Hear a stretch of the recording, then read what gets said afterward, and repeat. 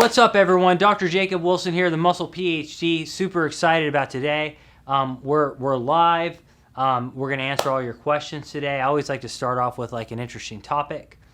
Today's topic is insulin sensitivity. When you think about, how many of you guys have heard of insulin sensitivity? Most of you, right? So when you think about the concept of insulin sensitivity, we're really talking about how it relates to carbohydrates. You look at guys, for example, who can eat almost anything, like they eat a pizza, right? And it goes to their muscles, like they get veiny, their muscles get swollen, all that stuff. Then you take another guy and they look at a pizza and they get fat, right? So what is going on there? Well, the concept is known as nutrient partitioning, right? And nutrient partitioning, in essence, our goal is to partition nutrients away from fat and toward muscle. So how do we do that? That's the topic of insulin sensitivity, okay? Basically, insulin sensitivity is how well your muscles respond to insulin. You can kind of think of that, for example, as how well you hear, okay? So if you don't hear very well, I've got to raise my voice, okay? If you hear very well, I can whisper and you can still hear me. So insulin's job is to tell muscle to take up and utilize carbohydrates, okay? Insulin is an anabolic hormone. But insulin's job also is to be anabolic to fat tissue. So insulin, in essence, can tell fat to stop breaking down fat and to take up fatty acids from the blood into the tissue, okay? So the thing to sort of understand here is that there's a threshold to where insulin triggers this fat storage ability, okay? So here's the way I want you to think about this. Say that your muscle's deaf to insulin, doesn't hear insulin very well. Then what happens? Your pancreas, whenever you eat carbohydrates, has to release much more insulin. It's got to talk louder. When it reaches much higher levels, it causes you to store fat and stops the breakdown of fat tissue, okay? If your muscle's super sensitive to insulin, then you eat a carbohydrate meal, a little bit of insulin gets released, and it causes your muscle to store that carbohydrate, right? Well, that's super important to understand, because if you're super sensitive, you don't raise insulin up very high, and that means that you're not going to store as much fat to higher carbohydrate meals, okay? So I think that's really, really important to understand that concept. Insulin sensitivity, we can take in and utilize carbohydrates very, very well. Now, how do we improve insulin sensitivity is the real question. And the answer is that what we have to have, our muscles need to have a lot of this special machinery that we call mitochondria, okay? So your muscles need to have a lot of mitochondria in order for you to be very highly insulin sensitive. That's what people show, okay? So how do we increase mitochondria? Well, different ways that we increase mitochondria are anything that depletes the muscle of energy, okay? When you deplete the muscle of energy, there's this fuel gauge in the muscle that says, oh, I'm low on energy. What am I going to do? I need more mitochondria for next time this happens, okay? So basically, mitochondria is what keeps the cell very, very sensitive to insulin. The more you have, the more insulin sensitive you are, the less fat you tend to store after a meal. So how do we deplete the muscle? A couple different ways. We can carbohydrate cycle. That's one way that we can deplete the muscle. Other ways that we can do is high intensity interval training as a way to deplete the muscle of carbohydrates. That bumps up our insulin sensitivity, right? And also high volume training like supersets, giant sets, high repetition. All those things do it, right? So that's the topic of insulin sensitivity. Now, other ways that we can improve insulin sensitivity, for example, that I think are pretty cool is how you program breakfast, right? You can eat lower carbohydrate breakfasts. That seems to make us more insulin sensitive. You can try lower carbohydrate diets. That makes us more insulin sensitive. And of course, there are supplements that increase insulin sensitivity. Great supplements for insulin sensitivity are things like berberine, which you can have 1 to 1.5 grams a day of. You can also take supplements that help you when you're bulking not become insulin resistant. Because what happens is when I'm bulking, I got lots of energy in the cell and I don't need as much mitochondria. So supplements that keep us insulin sensitive besides berberine are going to be things like resveratrol. That doesn't necessarily work when you're cutting, but when you're bulking, resveratrol works very well. Okay. Ketones, for example, exogenous ketones actually help us stay insulin sensitive. There are studies that show when you infuse exogenous ketones that insulin sensitivity rises by like 40%, right? So these are a lot of tips for insulin sensitivity, but to sum things up, more insulin sensitive you are, the more you partition nutrients toward the muscle and away from fat. Ways that you can do are depleting the muscle of energy. You can do that by high intensity interval training, giant sets, high rep training, short rest periods, carbohydrate cycling, generally lower carbohydrate diets, supplements like berberine, ketones, and of course, you could also take things like resveratrol when you're bulking. So that's going to be my quick topic of the day, and I'll take whatever questions that you have. All right, we got a good one. With a lot of people getting back into gyms, they're all stuck, or a lot of them are stuck wearing masks. How do you feel about working out with a mask on? Well, I mean, that's a great question. Working out, of course, we know it's tough. Obviously, when you're going to a gym, there's like hundreds of people in there, thousands of people, especially at rush hour. So, for example, at ASPI, we limit our membership to just 50 members. And the reason why we do that is because when people come train here, it's more of a high-level concierge service, so they really don't have you really don't have that problem because you have high social distancing. But obviously, if there's 100 people in there, there's a higher probability of getting sick. In which case, wearing a mask could be beneficial. It just sucks because you get hotter and it's uncomfortable. But I would say for now, do your part and wear a mask.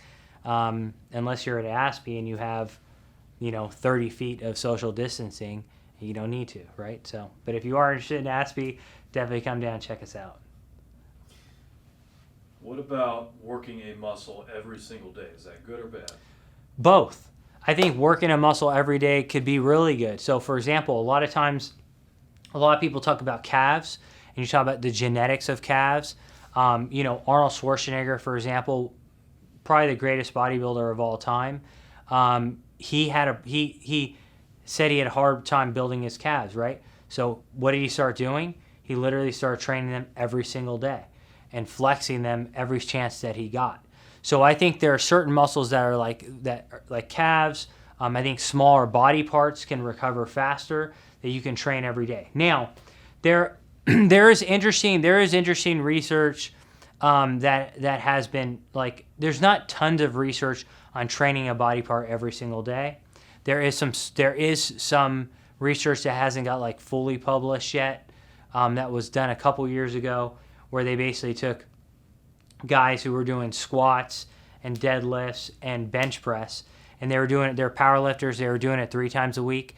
They took their training volume and split it up, so they were doing it 6 times a week. So they squatted every day, benched every day, deadlift every day, and basically their quads got bigger, their chest got bigger, their bench press went up, their squat went up, but their deadlift went up just as much as if they'd done it 3 times a week, which could make sense because deadlifts probably take a lot more to recover from.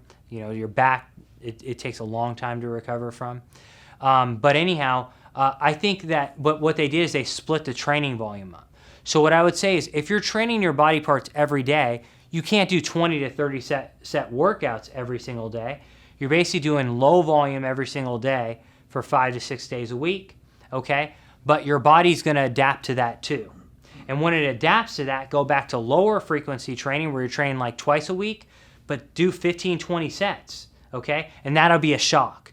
So my response to you is that high frequency training can be beneficial, but the volume is going to be lower by necessity, and that you should cycle or periodize your training frequency with less frequency, higher volume, lower volume, higher frequency. Going back to insulin sensitivity real quick, what's a good way to know if you're insulin sensitive or not? Well, a great way to know if you're insulin sensitive is basically how you respond to carbohydrates or higher carbohydrate meals. So if you can eat higher carbohydrate meals and you just stay lean, then you're probably very insulin sensitive. If you bump your carbs up and you start to you round out and soften up really fast, you're probably not insulin sensitive. Now, other more objective measures are, like fasting blood glucose levels. Like if you look, for example, if you just rest in the morning and you look at your fasting blood glucose, it should be like probably around 80. But if it's like 100, you're probably pretty not insulin sensitive. You know what I mean? If you're testing your blood glucose and you eat a meal and 2 hours later your blood glucose is like 200, you're probably not insulin sensitive. It should start to come back down to normal. So that's more of a quantitative way to do it. Another way is like if you eat a little bit of carbs, like just like if you eat if you're lean, you eat a spoonful of jelly and your veins pop, right? Then you're probably very insulin sensitive, okay? I mean, because insulin, one thing it does is it causes vasodilation, okay? So that means if you're super sensitive, you get that nice veiny look even after a spoonful of carbohydrate. So those are a couple different ways. Is glucosamine effective for reducing joint pain? And if so, should we take it every day as a bodybuilder? So look, I think there's a lot of different joint supplements out there. There's some good data on like UC2 that's showing a lot of promise out there. I think collagen is super beneficial. I think that glucosamine is a staple that has some data behind it that it can work. So look, if you're lifting heavy weights and you're a bodybuilder and you've been doing a lot of years, your joints are going to hurt. Okay, it's just the way it is. And so I think glucosamine, it can't hurt, and there is some data to support it. But again, I would probably stack your glucosamine and have some UC2 as well. And definitely consume collagen and things of that nature. So we've got one question here where he's saying he can do more repetitions with his left hand than his right hand, I'm assuming on things like rows and stuff like that. What do you do in an instance where somebody's stronger on one side than the other? That's a really interesting question. Like, how do you overcome most people are asymmetric. If you look at, do this as a homework assignment. If you have watched bodybuilding magazines, or you watch, you check out different bodybuilders when they're going into competition, look at that bodybuilder, cover up half the side of the page, okay? And look at the left and then look at the right. When you compare them both actually like that, you'll see there's asymmetries between the left and the right side. Doesn't matter how good a bodybuilder is, there's some asymmetries. There's asymmetries in muscle mass, there's asymmetries in strength. Now, there are a couple different ways you can overcome that. Your basic thing that people are going to tell you is unilateral work, right? That maybe you can basically, if say that your left arm is stronger than your right, you can do some unilateral work to bring up the right, okay? We just finished a study actually here on offset loading that we're going to be publishing, and it's very interesting anyway. But what we did is, okay, you ever go underneath you're doing bench press, for example, okay? And say you're doing like 225, and you're like, oh, that was easy. So I'm going to put on, I'm going to make it 230, okay? Or I'm going to make it, say you're making it 235. So you go over to one side of the rack and you grab a 5 and you put it on. You go to the other side and you grab a small plate, you put it on. Turns out you weren't looking, it was a 2.5, okay? So you got 2.5 on one side, you got a 5 on the other, And you go to take it off and you're like, oh, right? On the side the 5 is, even though it's a little bit of weight, it kind of, the weight jerks the other way. That's offset loading. Now, you did it by accident. But what we actually found is that when you offset load, that in essence what it does is your body starts to have to adjust. So say the right side's weaker and you're doing a bilateral movement. If you load a little bit, now I say a little bit, like 2 to 5% more on one side than the other, what ends up happening is that side that the muscle wasn't activating as much, adapts and starts to activate more. So it's called offset loading. Now let me say this. Offset loading is a very advanced technique, okay? I'm not telling you to put a 45 and a 25 on one side and a 45 on the other. That's called being dumb, okay? I'm telling you slight offset, a 2.5, okay? And make sure your partner's around and make sure you're very warm, okay? And, so what I'm saying is it's an interesting technique that we found brought up the strength on the side and the muscle mass on the side that was weaker than the other. So I think offset loading, also make sure probably you're doing it in a little bit higher repetition range, is a new way to bring up muscle mass, and we'll be publishing that study soon. Now here's a really interesting one. What tips would you have for kidney transplant patients who are trying to gain muscle? So that's a really good question. I think that when you look at like kidney transplant patients who are trying to gain muscle, obviously there's going to be issues there. You're not going to have like a super high protein intake, right? So I think bottom line is that like if that the protein you do consume needs to be super high quality. Okay, so that means that everything that you can eat that is a protein source should be super high quality. I think that taking anti-catabolic agents like HMB, one of my friends actually did a study with HMB in kidney patients, and actually, there seem to be some positive effects there. But I think that like anti-catabolic agents like HMB could be beneficial, and the protein quality that you have has got to be very, very, very high. Okay, so that means that like you're not going to be eating soy protein and stuff like that, because obviously your protein intake can't be as high, so you need to have super high quality protein intake. You can consult your doctor, but possibly increasing the quality of that protein with like branched chain amino acids could be beneficial, because there's studies that show, for example, if I eat 40 grams of protein, branched chain amino acids probably won't help it. But if you're having 15 grams of protein, BCAAs can actually help that optimize your response as if it were 30 grams. So I think in that case, that could be super beneficial. And then all the different variables that you can use for building muscle mass, like, make sure you're training effectively, make sure you periodize your training, that shouldn't change, right? Make sure you're paying attention to your perceived recovery, etc. Here's a name you might recognize. Izzy Retikus wants to know if you're going to do another program like New Year's Shred. Yes, Isabella, we're going to do another program like New Year's Shred, I'm sure, sometime soon, right? I guess in the new year. Would be we have a few on the shop already, but something like that we'll definitely have to do again. Yeah, exactly. Yeah. It involves ketogenic dieting, so you're going to have to do that. Here's another insulin sensitivity question. Can insulin sensitivity be improved in someone who has been a type 2 diabetic for 10 plus years? So that's a great question, actually. So there's studies, so someone with type 2 diabetes for 10 years, a researcher that we've published research with, his name is Dr. Jeff Volek.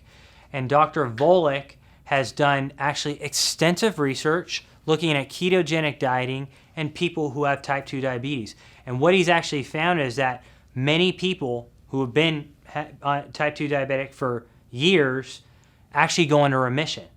So that where their fasting blood glucose levels become pre-diabetic or normal.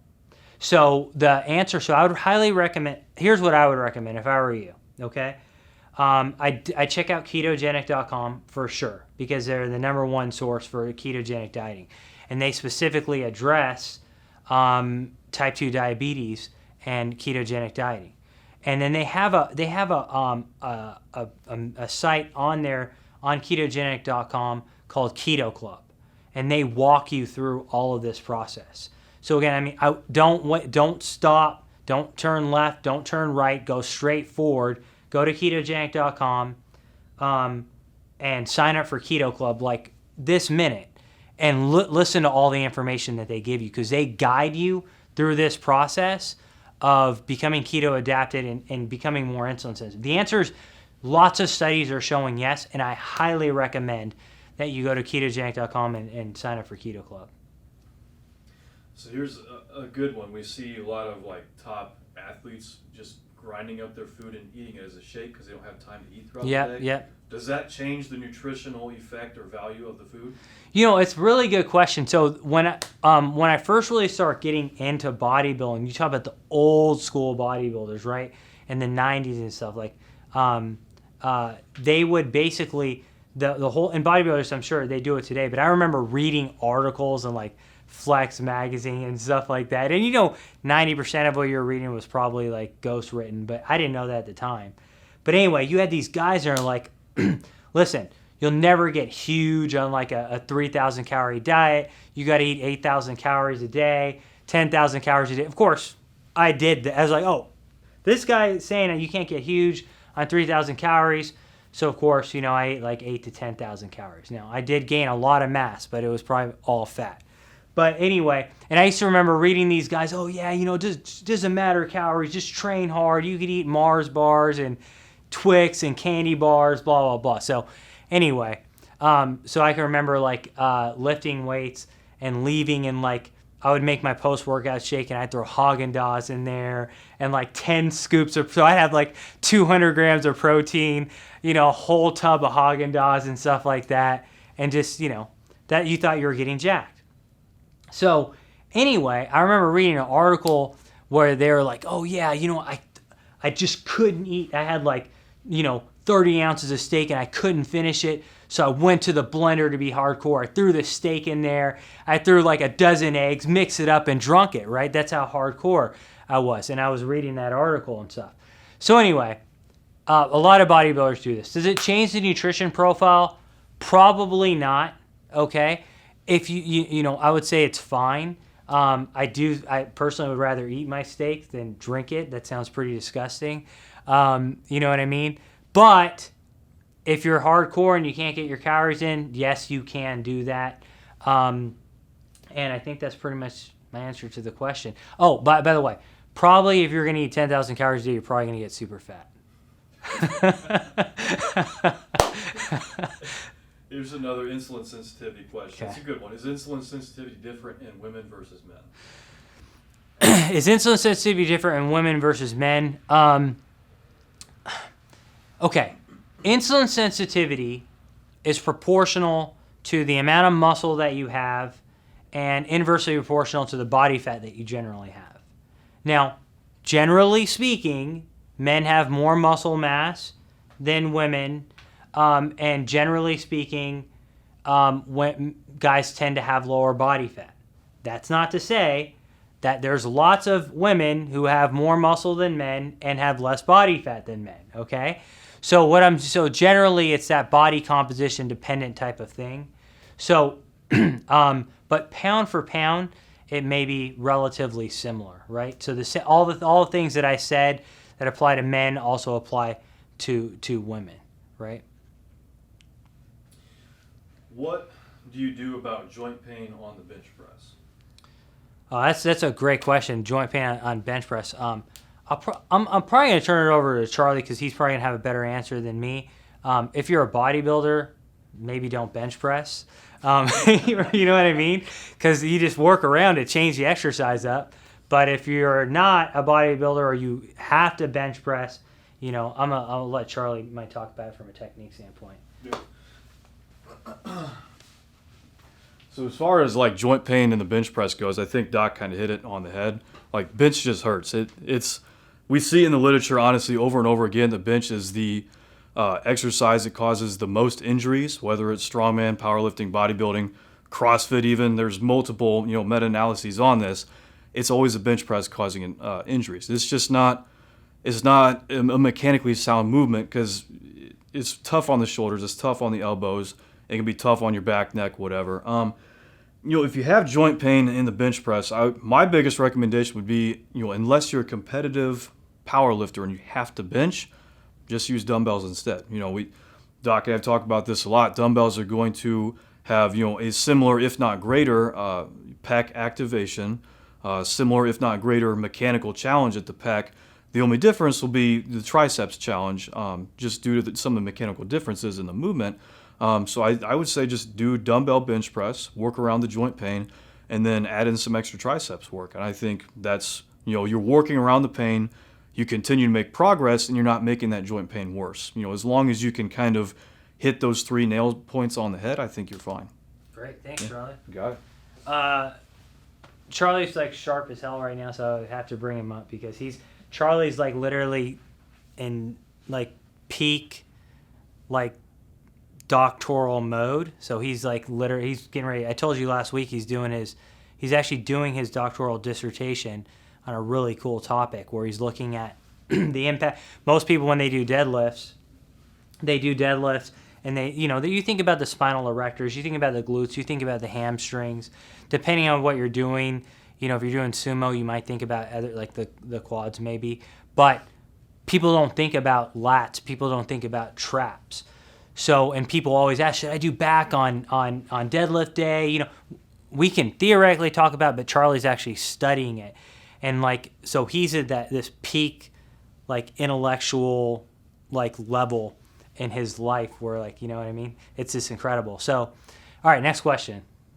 How much omega-3s per day does an athlete, bodybuilder, etc. need? Omega-3s, what you're looking at is a combination. If you look at the back of your label, there's EPA and DHA, right? EPA and DHA are the main essential fatty acids in the omega-3s that you're consuming. So if you consume fish oil, right, I recommend probably 2 to 3 grams to optimize anti-inflammation. We just talked about inflammation, right? To lower inflammation, to optimize insulin sensitivity, to optimize body composition. When you look at the back of that label, look at EPA and DHA and make sure that you're consuming 2 to 3 grams a day to optimize that dosage. Izzy says I butchered her last name. Sorry, Izzy. All right, here's a good one. Can I work out in the morning and still be able to get maximum gains?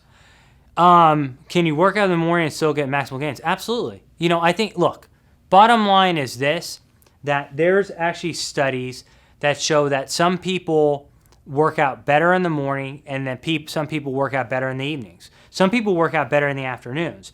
So if you wake up in the morning and you're tired, all the time, and you're not a morning person, and you are really awake in the evenings, okay, like Paul, for example, who directs our marketing, Paul's an evening guy. He's like, woo, he's all over the place at night, and he's like, oh, all right, Doc, I'm gonna go do leg day, right? That's in the evening, right?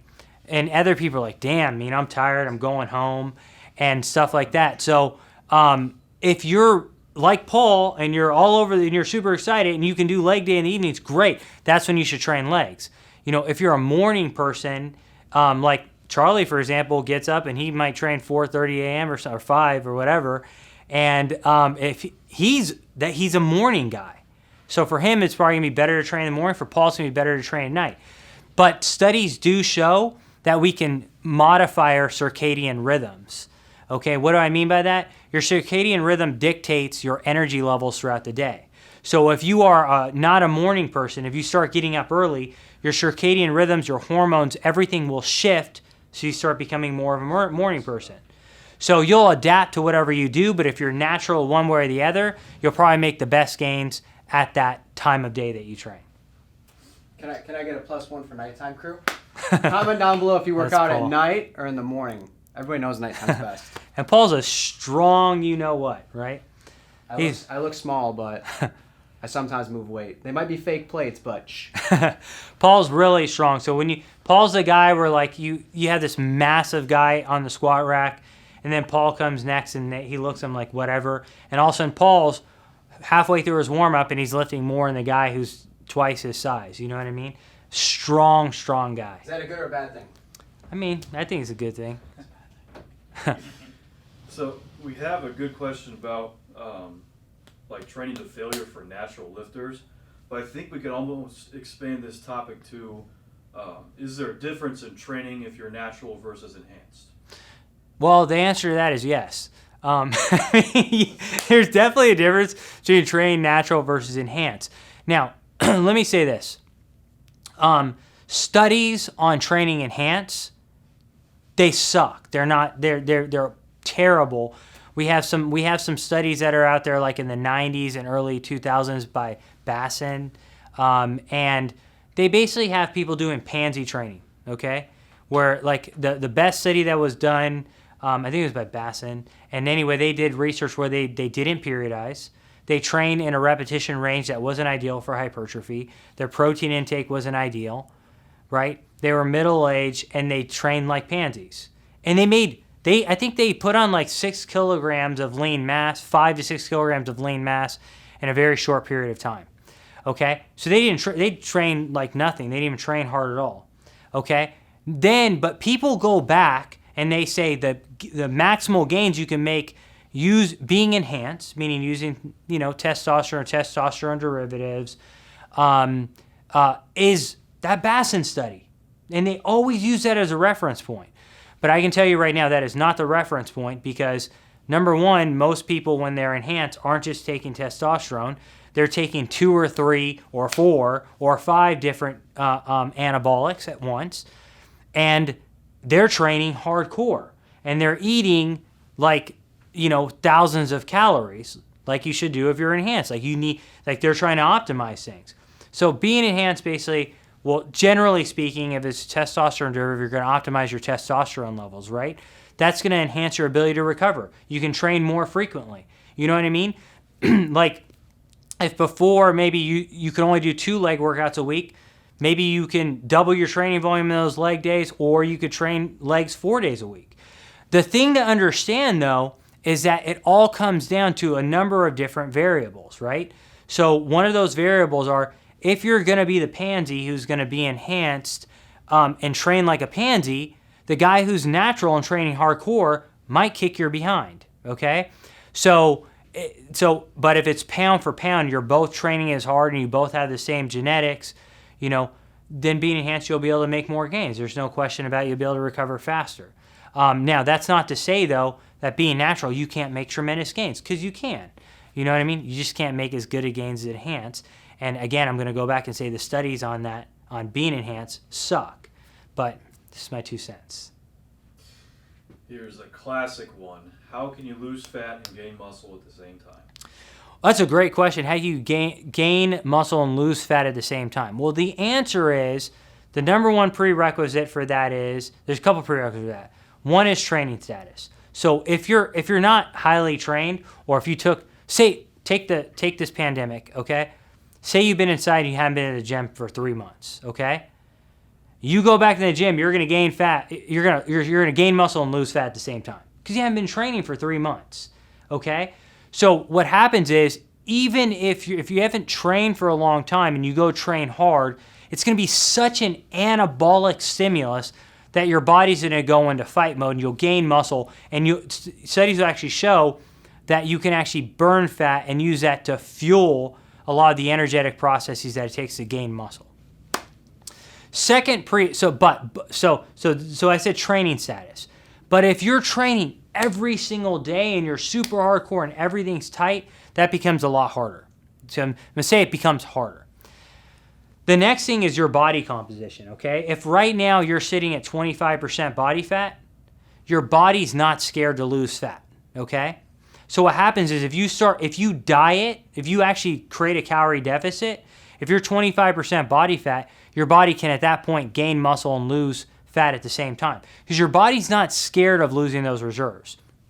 However, if you go on the same calorie deficit and you're 10% body fat, okay, or you guys know Ryan Lowry. If you don't follow Ryan Lowry, Dr. Ryan Lowry, if you don't know, what happens is basically if you're lean, super lean like that guy, and you see it, it's harder for him to gain muscle and lose fat at the same time because he's so lean.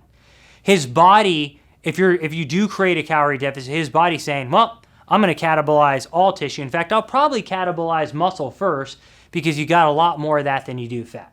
It's a strategy to lower metabolism, okay? So that's another thing that you have to take into consideration.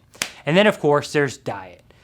Guys, if you're going to gain muscle and lose fat at the same time, you got to have a clean diet. Now, some people go, there's no such thing as clean. That's BS. Like, here's the thing. Like, I'm sorry, you're going to definitely have a different response to oatmeal than you are to, Cocoa Puffs, okay? Even though I like the way Cocoa Puffs taste better. So my point is, the cleaner you eat, like lower carb dieting is going to help.